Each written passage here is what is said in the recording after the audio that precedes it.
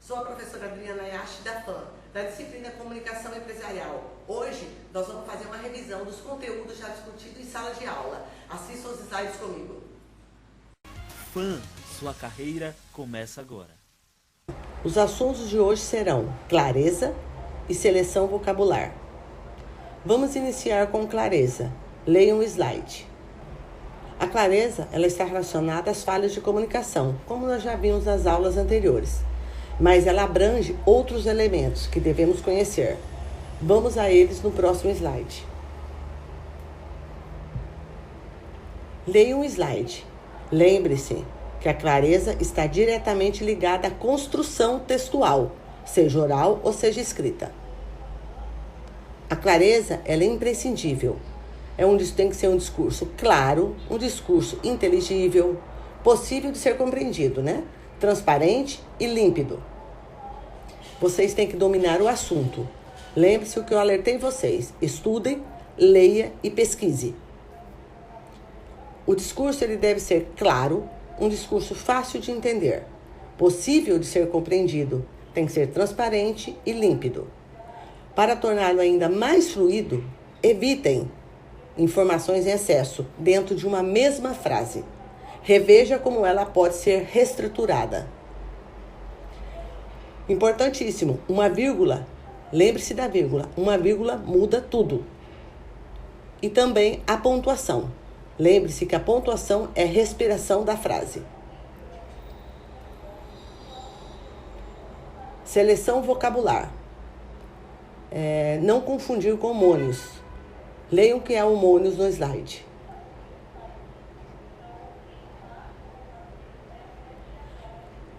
Devemos ter cuidado para não utilizar da maneira inadequada. Vou dar um exemplo aí. Ainda não paguei o conserto da geladeira. A palavra concerto com C refere-se a uma composição musical. O correto na frase seria ser empregado o concerto com S, de consertar a geladeira, não concerto de composição musical. Nós temos que atentar sempre com o sentido das palavras no contexto específico. Veja os exemplos abaixo.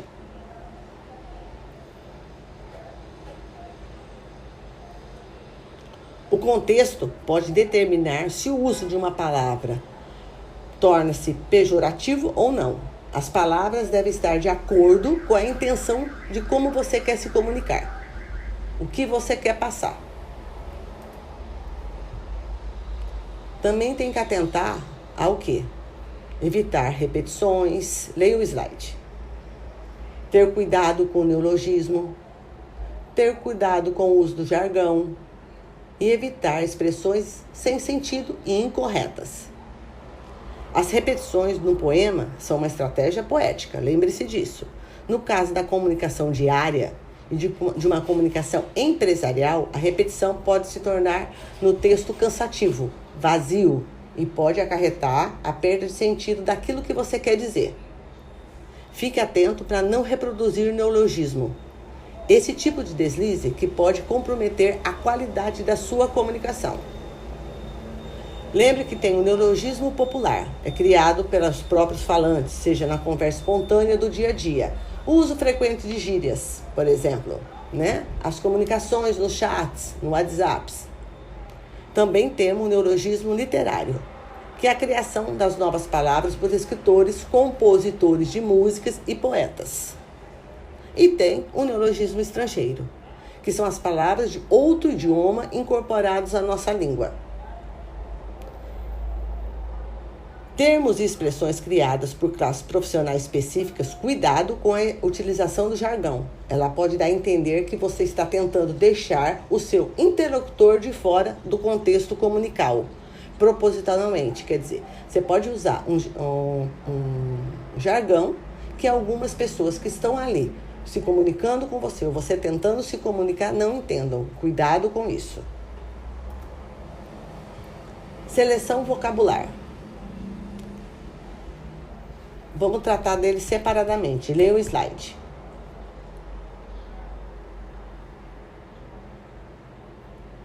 Homônimos. É aquele que embatucamos na hora de escrever uma palavra, que a gente acha que tem mais de uma grafia e não sabemos qual dela devemos escolher na nossa frase.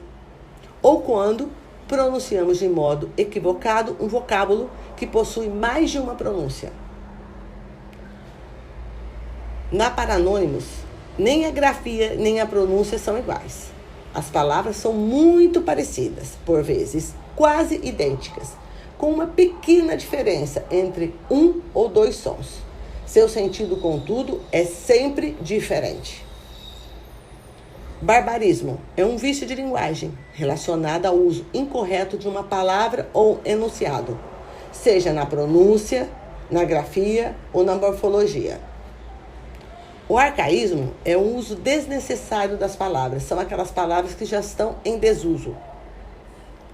Esse vício de linguagem, já o cacófato, consiste na junção de duas ou mais palavras de uma frase, produzindo um som desagradável.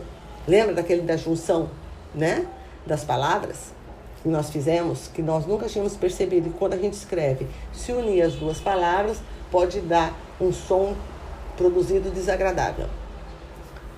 E vamos falar de redundância, que é caracterizado pela repetição desnecessária de uma informação. Exemplo, desceu lá para baixo, subiu lá para cima.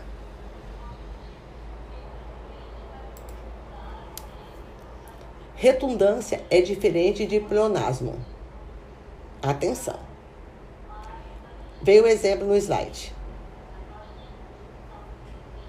Enquanto a redundância é considerada um vício de linguagem por comprometer muitas vezes a clareza do enunciado, o pleonasmo é uma figura de estilo. A redundância é também chamado de neoplasmo vicioso. E por fim, a ambiguidade. Leia o slide.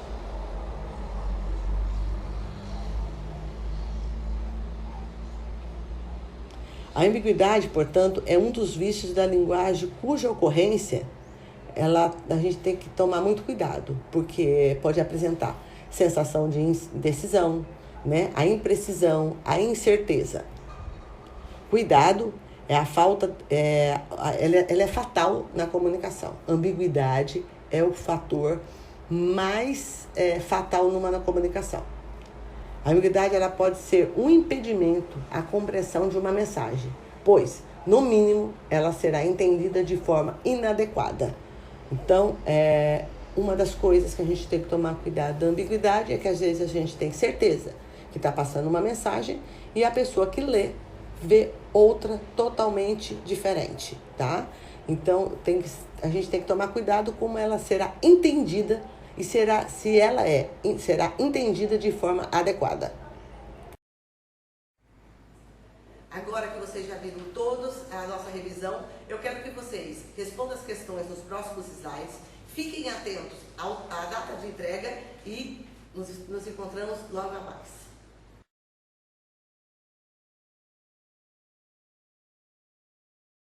Fã, sua carreira começa agora.